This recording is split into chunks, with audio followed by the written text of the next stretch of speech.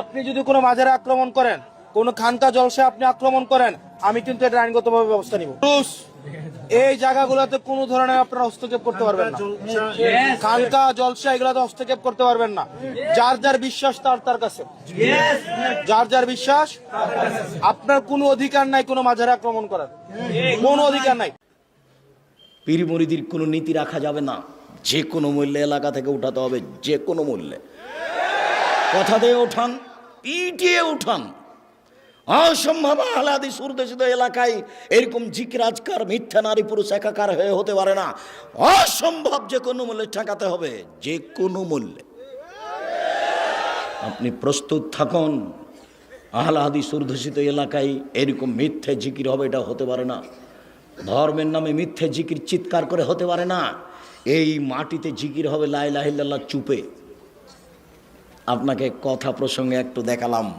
আল্লাহ ভরসা, আল্লাহ ভরসা একটু। আবু বকর সিদ্দিক রাদিয়াল্লাহু তাআলা আনহু বলেন, আমি গারে শহরে আল্লাহর নবীর সাথে আছি। তার একটু আগে বলি, 1 মিনিট এক খেয়ালে চেয়ে থাকবেন। মন খারাপ, আবু বকর সিদ্দিক হিজরত করে চলে যাবেন, পালিয়ে যাবেন। আল্লাহ রাসূল বলছেন, আবু বকর তুমি একটু থামো, আমাকেও যাওয়া লাগতে পারে। তখন আবু বকর সিদ্দিক বুঝলেন তাহলে দুইজনের একসাথে হিজরত হবে। এবার আবু বকর সিদ্দিক 2টা উটের প্রস্তুতি নিলেন। আর বক্তা বলছেন যে সেদিন থেকে আবু বকর সিদ্দিক রাদিয়াল্লাহু তাআলা দরজায় দাঁড়িয়ে থাকলেন। কখন আল্লাহর নবী বলবেন, কখন রেডি, তাই তিনি রেডি আছেন, একবার সব মিথ্যে কথা। তখন উনি বুঝলেন যে আমাকে বের হতে হবে, 2টা উট রেডি। হঠাৎ একদিন দুপুরের সময় আয়েশা রাদিয়াল্লাহু তাআলা বলছেন, আমার বাপ মা খালি দিন ধর্ম, খালি দিন ধর্ম। মুহাম্মদ সাল্লাল্লাহু আলাইহি ওয়াসাল্লাম আমাদের বাড়িতে সকালে আসেন, বিকেলে আসেন, সকালে আসেন, বিকেলে আসেন। ঠিক একদিন দুপুরের সময় এসে বলছেন, ঢুকে বলছেন, আবু বকর সিদ্দিক, জি, মেয়ে দুটাকে আপনার পরিবারের, এদেরকে সরতে বলেন। জি না, সরবে না। কি বলছেন বলেন। তার মানে আমি আবু বকর সিদ্দিক যেমন, আমার মেয়েরাও তেমন 19-20 হবে না। আমি বুঝতে পারছি আপনার কথা গোপন, কিন্তু আমাকে বলা যেমন, আমার মেয়েদের সামনে বলা তেমন, কোনো সমস্যা নেই। ওটা আয়েশা, এটা আসমা। বুঝতে পারেননি মনে হয়। বাপ যেমন বেটা তেমন, বাপ যেমন বেটি তেমন। অর্ডার হয়ে গেছে, চলে যেতে হবে। ঠিক আছে, বের হয়ে গেলেন। গাড়ে শহরে পাহাড়ের মধ্যে আশ্রয় নিলেন, গর্তে। দিয়ে আবু বকর সিদ্দিক বলছেন, এখানে আপনি থামেন, আমি আসছি। এখানে আপনি বসেন, আমি আসছি। ওখানে সব মিথ্যা কথা লেখা আছে।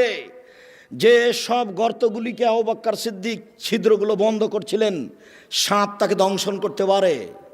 তাই মিথ্যা বক্তব্য লেখা আছে, মিথ্যা বইয়ে লেখা আছে যে 100 বছর, 300 বছর, 50 বছর থেকে একটা সাপ গর্তে ঢুকেছিল।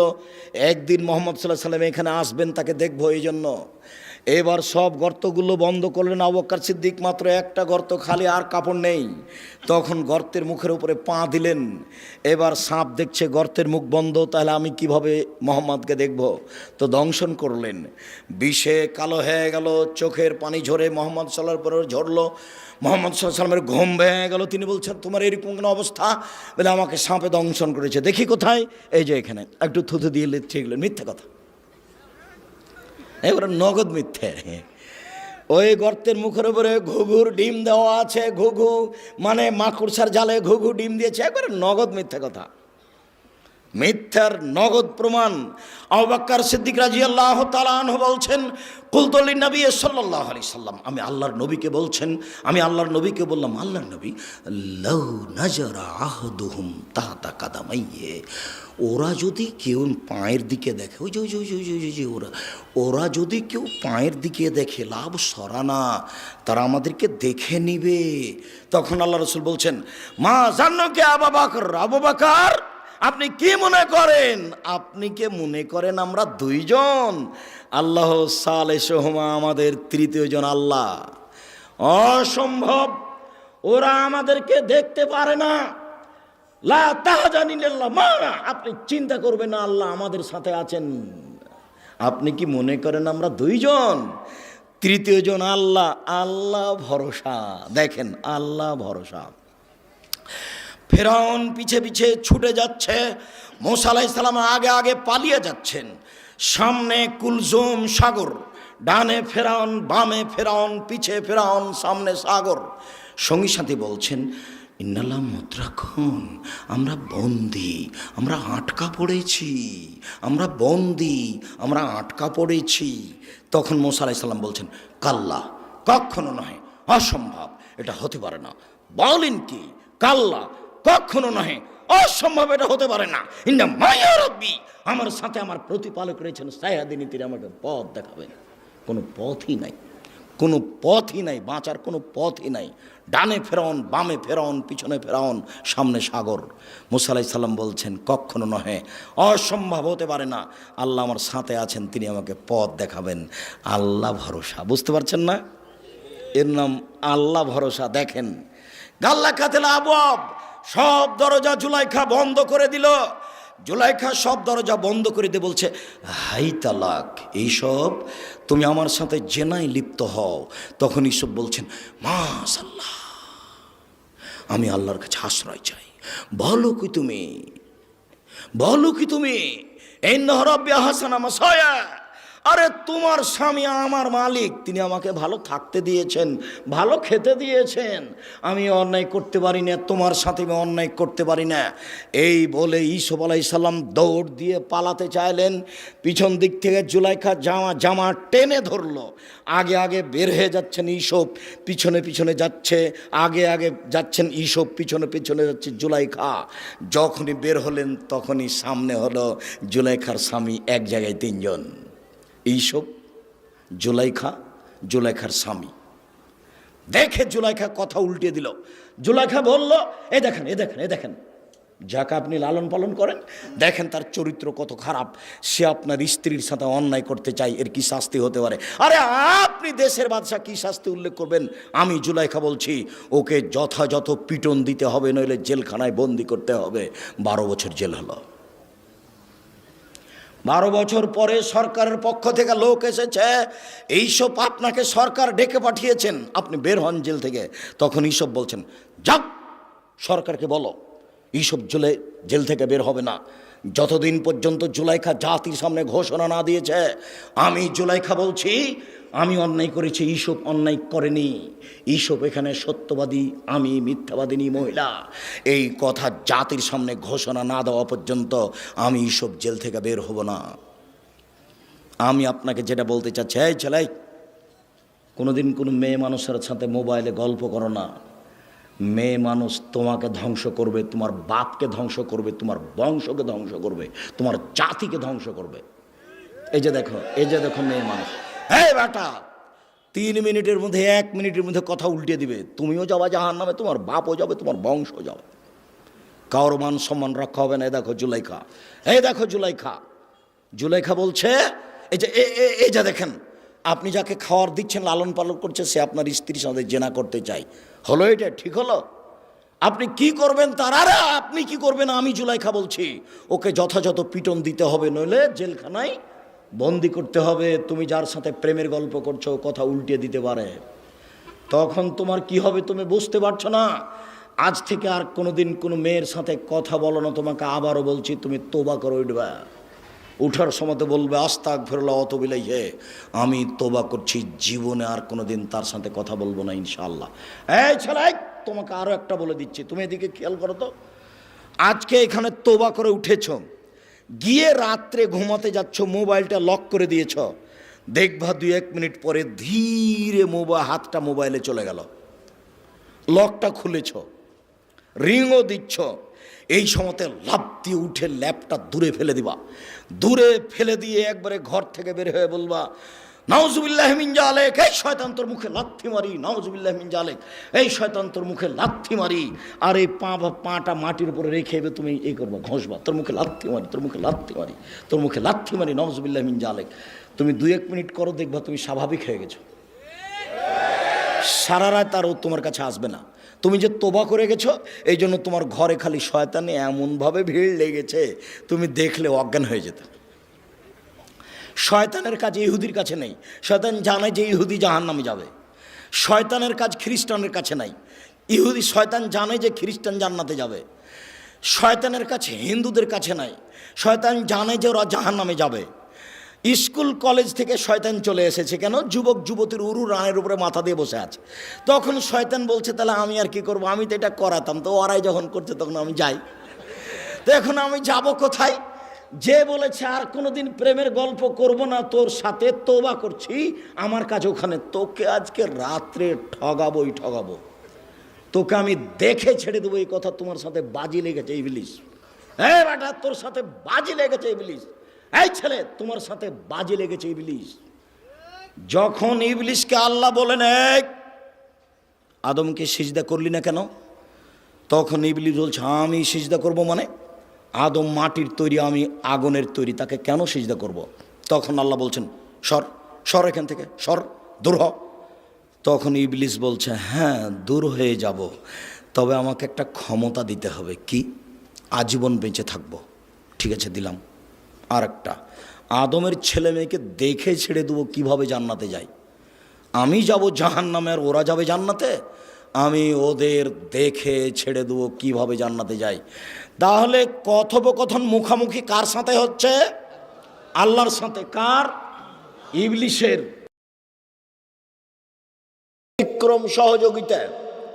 1 কোরআন, 2 সিয়াম, 3 আঙ্গুল। যে আঙ্গুলে তাসবিহ গণনা করবেন, ডান হাতের আঙ্গুলে তাসবিহ গণনা করবেন, ভুলেও কখনো তাসবিহ দানায় তাসবিহ গণনা করবেন না। তাসবিহ দানায় তাসবিহ গণনা করা বিদআত। তাসবিহ 1000 দানার হোক আর 500 দানার হোক, তাতে আসে যায় না। মেশিনে তাসবিহ টিপবেন না, মেশিন তাসবিহ টিপছে। কি যে বলছে আল্লাহ ভালো জানে। আঙ্গুল বিচারের মাঠে কথা বলবে। মুরব্বী বলছেন আব্দুল রাজাক শোনো, আমার বয়স 70-80 বছর, আঙ্গুলে তাসবিহ গণনা করলে ভুল হয়, এই জন্য তাসবিহ দানায় তাসবিহ গণনা করি। শোনেন, মরা পর্যন্ত একদিনও যদি ঠিক না হয় তবু নাকি পাবো। কেন? এটাই পদ্ধতি রাসূলের, এটাই পদ্ধতি। একদিনও যদি ঠিক না হয়, প্রতিবারই যদি ভুল হয় তবু নাকি হবে। এটাই রাসূলের পদ্ধতি। তাসবিহ দানা রাসূলের পদ্ধতি নয়। হজ যদি কবুল হয় তাহলে কালো পাথর আপনার পক্ষে কথা বলবে বিচারের মাঠে, হাজরে আসওয়াদ। শুনুন, মানুষের জীবনে 4টা জরুরি কাজ। 1 5 ওয়াক্ত সালাত, 2 হালাল রুজি, 3 কোরআন তেলাওয়াত, 4 আড্ডা পিটা হারাম। চিরদিনের জন্য আড্ডা পিটা হারাম। দোকানে বসে ঘন্টার ঘন্টা গল্প করা, মানুষের বদনাম গীবাত করা, এই আড্ডা পিটা চিরদিনের জন্য হারাম। বড় লম্বা মোবাইলে ল্যাংটা বেটি ছেলে দেখে ঘন্টার ঘন্টা রাত অতিবাহিত করা, এই আড্ডা পিটা চিরদিনের জন্য হারাম। 4টা জিনিস বাস্তবায়ন করার চেষ্টা করেন, জান্নাত হবে ইনশাআল্লাহ।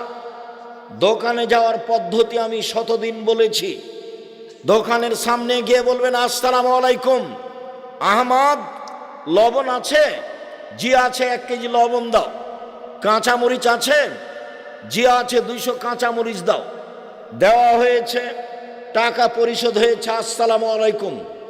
এর চেয়ে বেশি দোকানে বসে থাকবেন না। দোকানে বসে থাকেন, মাথায় টুপি আছে, শরম হয় না কেন? হায়া হয় না কেন? লজ্জা হয় না কেন? এ তো ইতর শ্রেণীর মানুষ, এ তো নিম্ন শ্রেণীর মানুষ। এরাই তো পশু প্রাণী। বুঝেও বুঝে না ওরা, অন্তর আছে বুঝে না, দেখেও দেখে না ওরা, চক্ষু আছে দেখে না, শোনেও শোনে না ওরা, কান আছে শোনে না। উলায়েকা কালানাম, তারা পশু প্রাণীর মতো, তারা গরু ছাগলের মতো, তারা কুকুর শ্রেণীর মতো। ভালো মজাল বরং তার চেয়ে খারাপ। দোকানে বসে যারা মানুষের বদনাম গীবাত করে, মানুষের পিছনে লেগে থাকে ল্যাংটা বেটি ছেলে দেখে, এরা পশু প্রাণী কুকুর শ্রীগালের চেয়ে খারাপ। আমি এ কথা বলিনি, এ কথা আল্লাহ বলেছেন। 90 সাল থেকে বলছি, 36 বছর চলছে, কথার 19-20 হয়নি, এইভাবেই বলছি। এই ছেলে, তোমার বাপকে যদি আমি কুকুর শ্রেণীর চেয়ে বেশি খারাপ প্রমাণ করতে না পারি আমি বক্তব্য দেব না। যৌতুক নিয়েছো কেন? তোমার বাপ জানে না? শ্বশুরের কাছে টাকা নিয়েছো কেন? দোকানে বসে আড্ডা পিটো কেন? আর একজনের পিছনে ছুটে বেড়াও কেন? অমুকের চরিত্র ফুলের মতো পবিত্র। কি দিয়ে তুমি জানলা? দিন রাত তার প্রশংসা করো, তাহাজ্জুদ পড়ে, লম্বা হাতের ব্লাউজ পরে, সকালে কোরআন তেলাওয়াত করে, তোমার শরম হয় না কেন? অত তোমার প্রশংসা কেন?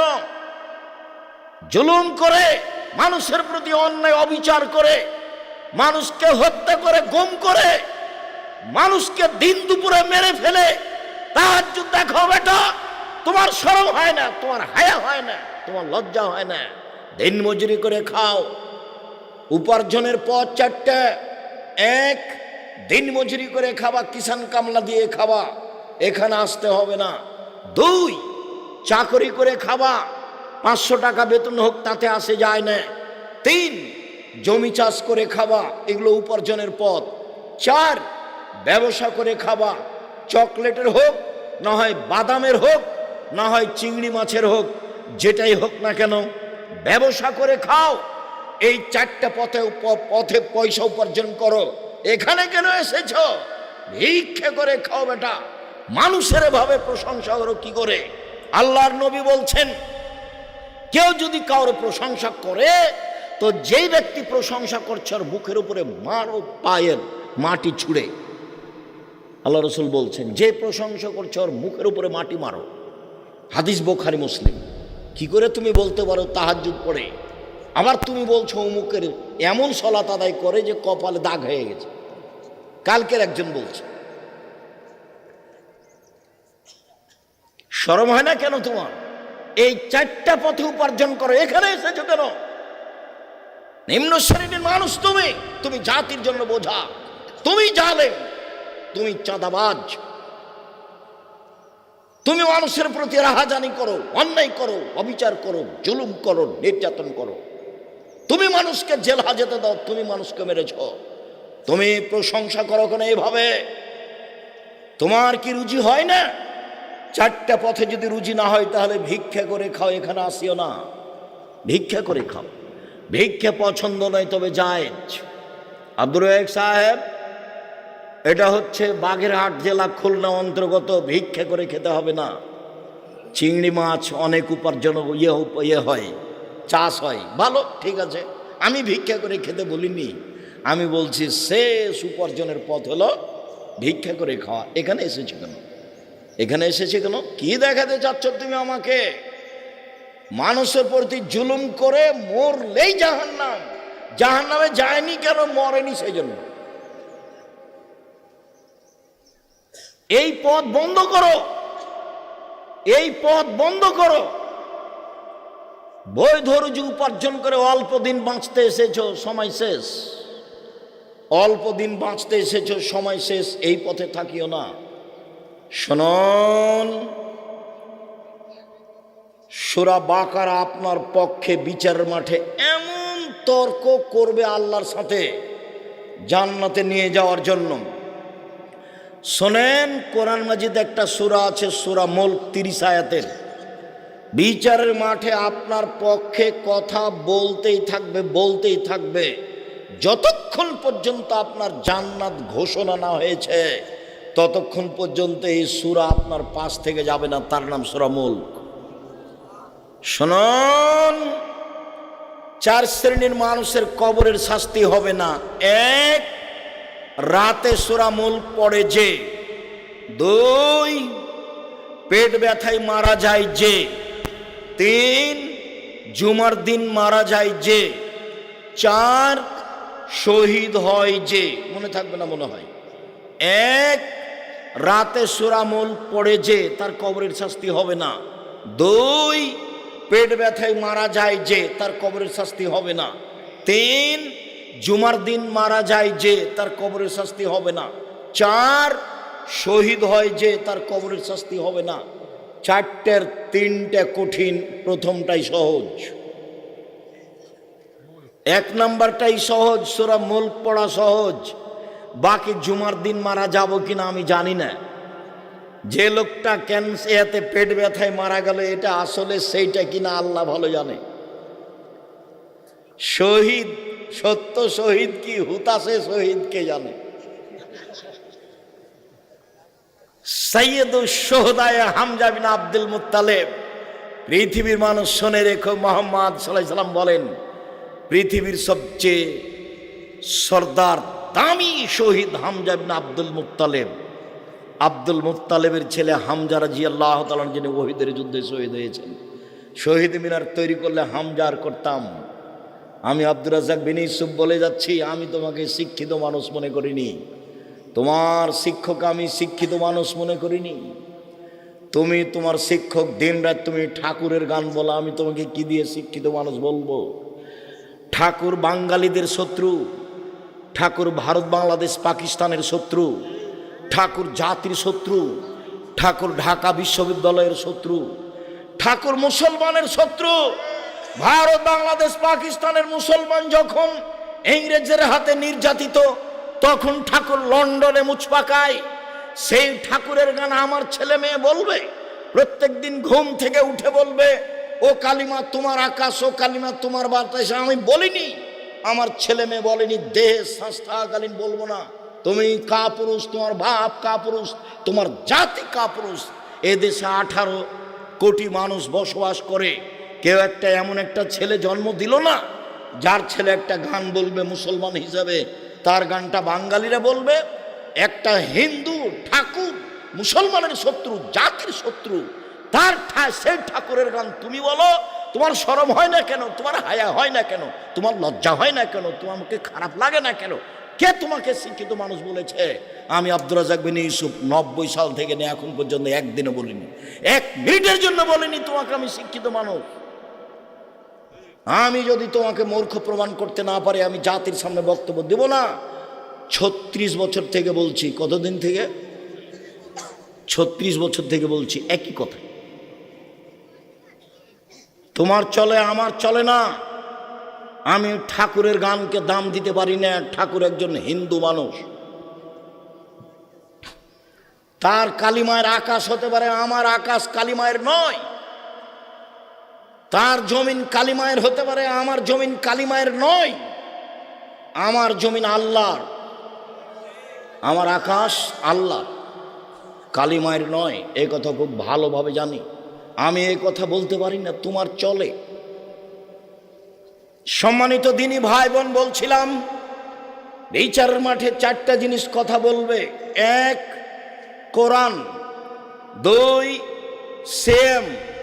কোরআন বলবে প্রতিপালক, আমি একে দিনে রাতে ঘুমাতে দিনি, তুমি আমার কথা এর ব্যাপারে শুনে একে জান্নাতে দাও। আল্লাহ বলবেন ঠিক আছে, তাকে জান্নাতে দিলাম। সেম বলবে বিচারের মাঠে প্রতিপালক, আমার একটা কথা শোনো, এই লোকটাকে দিনে আমি খেতে দিনি, প্রবৃত্তি অনুযায়ী চলতে দিনি, তুমি আমার কথা শুনে একে জান্নাতে দাও। আল্লাহ সেমের কথা